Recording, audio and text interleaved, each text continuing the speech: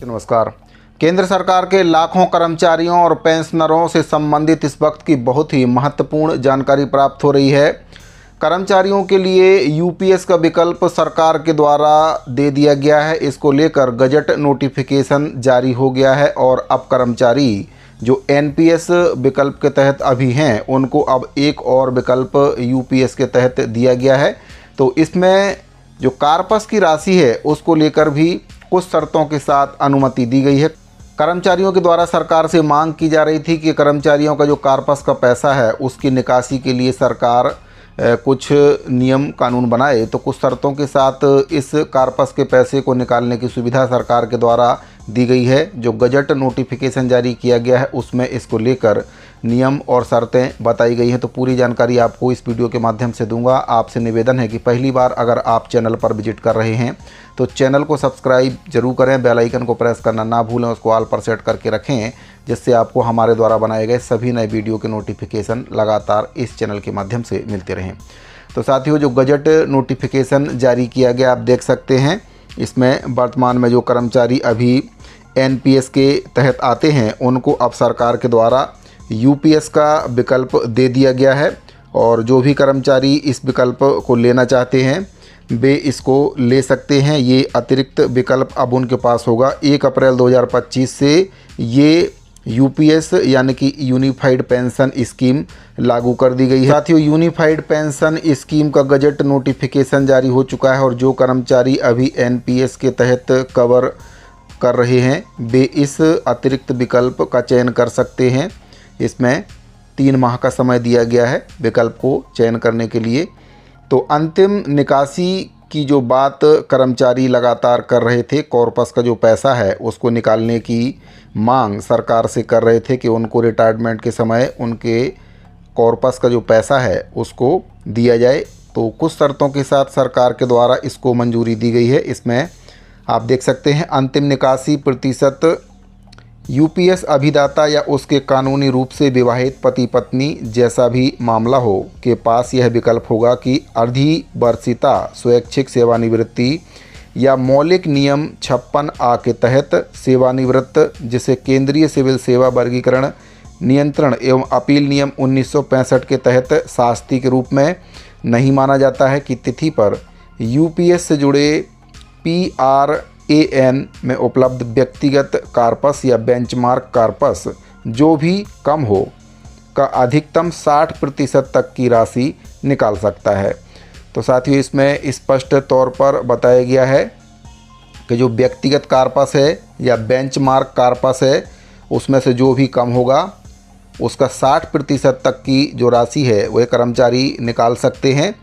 लेकिन कर्मचारियों को यहाँ पर ये जानना काफ़ी ज़रूरी है कि जो कार्पस है, बेंचमार्क कार्पस है, उसका मेंटेनेंस करना काफ़ी ज़रूरी है। अगर उससे ज़्यादा की वे राशि निकाल लेते हैं तो फिर उनके पेंशन पर फ़र्क पड़ सकता है, इसीलिए बेंचमार्क को बनाए रखें। तो स्पष्ट तौर पर इसमें बताया गया है कि व्यक्तिगत कार्पस और जो बेंचमार्क कार्पस है उसमें जो भी कम हो उसकी अधिकतम 60% तक की राशि इसमें निकालने की बात कही जा रही है, बशर्ते कि ऐसे यूपीएस अभिदाता को दे सुनिश्चित भुगतान में आनुपातिक कटौती की जाएगी। तो आनुपातिक कटौती की बात भी इसमें कही जा रही है ताकि कर्मचारी पूरा पैसा ना निकाल लें जिससे उनका पेंशन पर फर्क पड़ेगा। बशर्ते कि यदि अधिवर्षिता स्वैच्छिक सेवानिवृत्ति या मौलिक नियम 56A के तहत सेवानिवृत्ति जैसे केंद्रीय सिविल सेवा वर्गीकरण नियंत्रण और अपील नियम 1965 के तहत शास्ति के रूप में नहीं माना जाता है कि तिथि पर व्यक्तिगत कार्पस बेंचमार्क कार्पस से अधिक हो, यानी कि जो व्यक्तिगत कार्पस है वह बेंचमार्क कार्पस से अधिक हो तो अंतिम निकासी की राशि बेंचमार्क कार्पस के आधार पर गणना की जाएगी।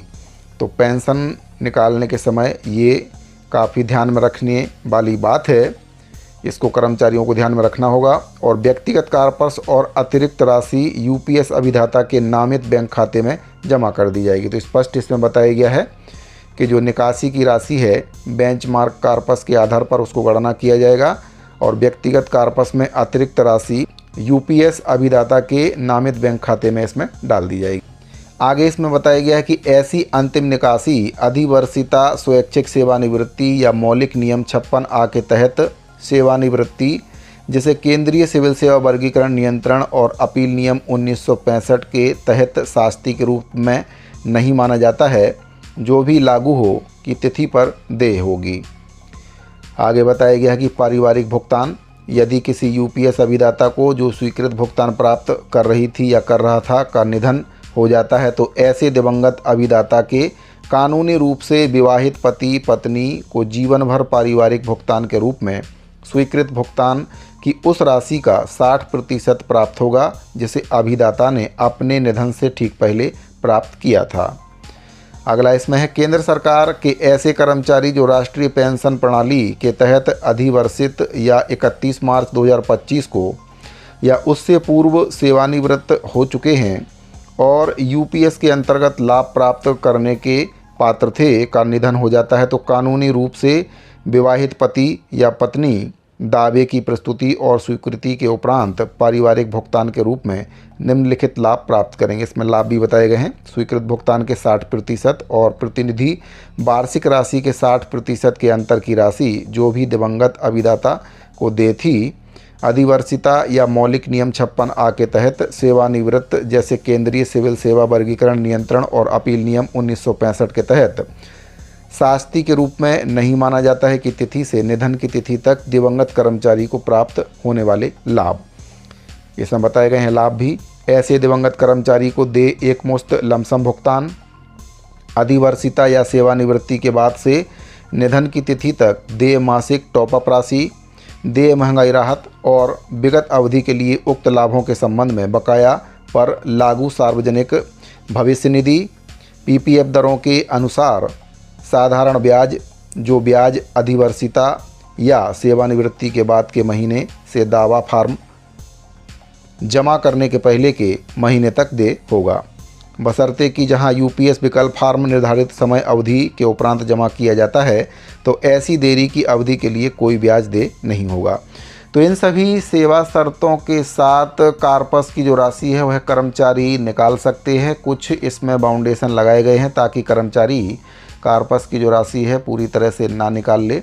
60% की राशि इसमें जो कर्मचारी हैं वह निकाल सकते हैं। बेंचमार्क कॉर्पस को बनाए रखना इसमें काफ़ी ज़रूरी है ताकि रिटायरमेंट के बाद जो पेंशन है वह कर्मचारी को दी जा सके। तो साथियों, केंद्र सरकार के लाखों कर्मचारियों और पेंशनरों के लिए ये बहुत ही महत्वपूर्ण जानकारी प्राप्त हो रही थी। यूपीएस का जो गजट नोटिफिकेशन है सरकार के द्वारा जारी कर दिया गया है और कर्मचारी संगठनों की जो मांग थी सरकार से कि रिटायरमेंट के समय कार्पस की राशि का जो पैसा है उनको दिया जाए, तो इसको लेकर भी सरकार के द्वारा जो गजट नोटिफिकेशन जारी किया गया है उसमें प्रावधान किया गया है।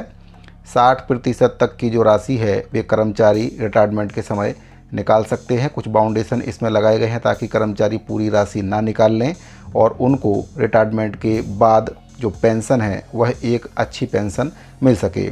तो साथियों, उम्मीद करता हूं कि हमारे द्वारा दी गई जानकारी आपको पसंद आई होगी। अगर आपको जानकारी पसंद आई हो तो अपने दूसरे साथियों को शेयर करना ना भूलें और इसी प्रकार के महत्वपूर्ण अपडेट पाने के लिए अगर आपने अभी तक हमारे चैनल को सब्सक्राइब नहीं किया है तो चैनल को सब्सक्राइब जरूर कर लें। बेल आइकन को प्रेस करके उसको ऑल पर सेट करके रखें जिससे कर्मचारियों से संबंधित सभी प्रकार के वीडियो के नोटिफिकेशन आपको मिलते रहें। तो इस वीडियो फिलहाल इतना ही, मिलते हैं अगली वीडियो में। अभी के लिए दीजिए इजाज़त। धन्यवाद।